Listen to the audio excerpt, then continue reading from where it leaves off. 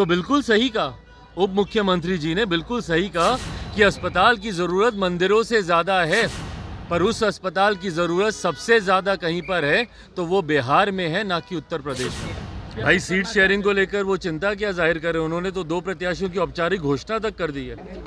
भाई बिल्कुल बना, किसने रोका है, किसने रोका है? पर बिहार के ही अस्पतालों का हाल बता देना। अयोध्या में अस्पताल बनाने की जिनको इतनी ज़्यादा चिंता है, वो पहले बिहार के अस्पतालों का तो हाल देखें।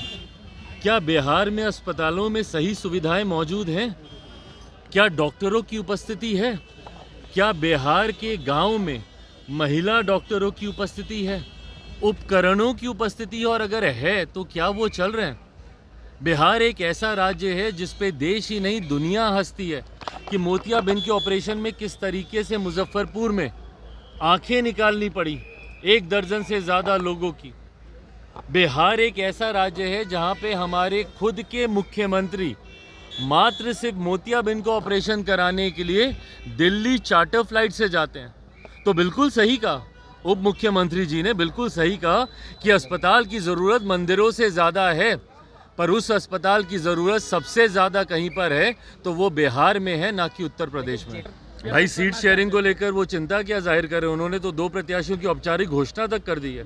और कई सीटों पर, मुंगेर जैसी सीटों पर तो सबको पता भी है कि भैया कौन कौन कहाँ से चुनाव लड़ेगा।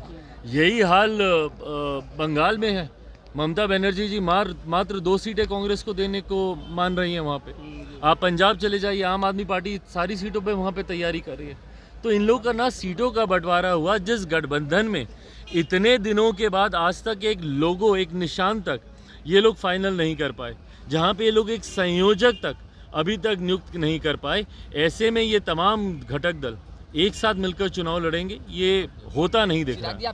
भाई ये एक ऐसी सरकार है केंद्र में लंबे समय के बाद जो सही मायनों में सबका साथ, सबका विकास और सबके विश्वास की सोच के साथ आगे बढ़ रही है। और यही बौखलाहट दूसरों को है।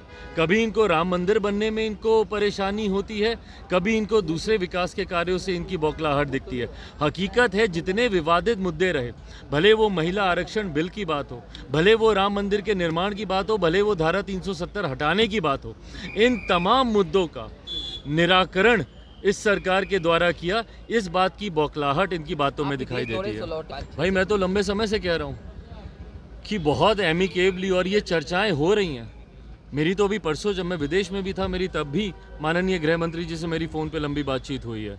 सीटों के बंटवारे को लेकर मुझे लगता है कि कम से कम एनडीए में कोई चिंता की बात नहीं होगी। लेकिन लगातार पशुपति कुमार पारस प्रधानमंत्री से भाई मैं उनके दल की बात नहीं कर सकता, मैं अपने दल की बात कर रहा हूँ। मेरे दल में जो बातचीत चल रही है संतोषजनक है। लगातार जिस तरह को देखने को मिल रहा है, क्या कहेंगे सर? भाई बिहार में आप पूछ रहे हैं कि क्राइम बढ़ रहा है और मेरे मुख्यमंत्री संयोजक बनने के लिए चिंतित है। और अफसोस की बात यह है कि वही मेरे प्रदेश के गृह मंत्री भी हैं। एक शब्द सुना उनके मुंह से बिहार में बढ़ते अपराध को लेकर। एक किसी आपराधिक घटना पे गए? पटना शहर में लूटमार की घटनाएं हो रही हैं।